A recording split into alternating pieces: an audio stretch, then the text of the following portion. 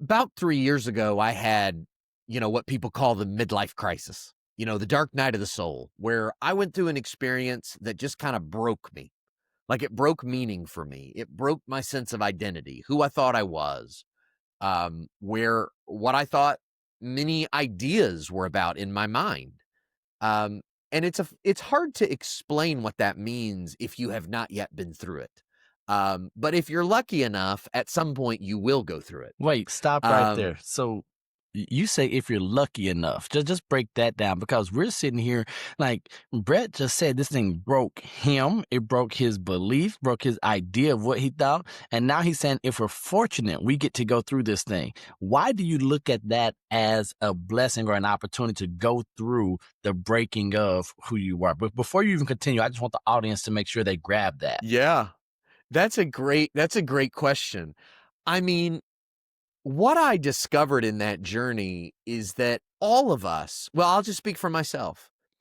I was operating under some thought patterns, some assumptions, and some ways of seeing things that I had picked up when I was very young, and they had served me well for most of my life. They had allowed me to accomplish a lot of things, build a good marriage, be a good dad, have a great career.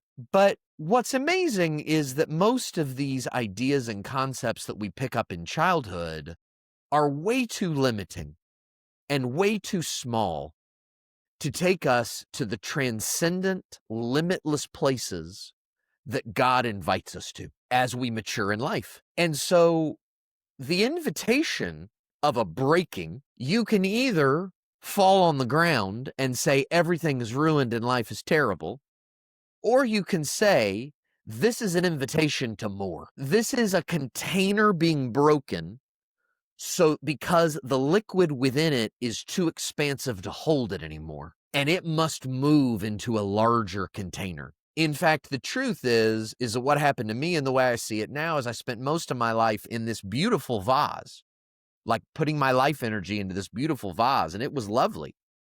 But this breaking happened and I expanded so much that the only place I could live was the ocean. Like now it's like I've gone, the beautiful vase was great, but man, wouldn't you rather be in the ocean? Like this expansive, limitless, deep, wide. You can travel the world if you're in the ocean. And so that's the way I see it now. And so what I had to do was essentially deconstruct the way I was seeing myself, the way I was seeing life that had allowed certain circumstances to feel so overwhelming and destructive for me. And in doing that, I returned to the truth of who I was, to the truth of what the presence of God is, what life is all about, and what my journey was really all about anyway. And it was painful. It was challenging. It was unraveling sometimes. There were days when I laid on the floor and cried and begged God to just fix it. And ultimately he did, but it wasn't a presence that came and rescued me from my suffering. It was a renewal of me.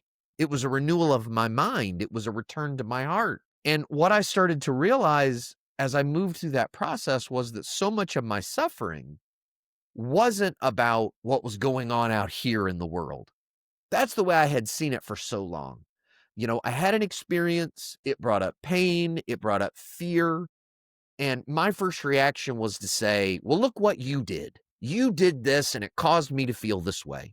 Or I would blame, something that a client did, or an outcome of something the world did, or something that happened in politics or culture.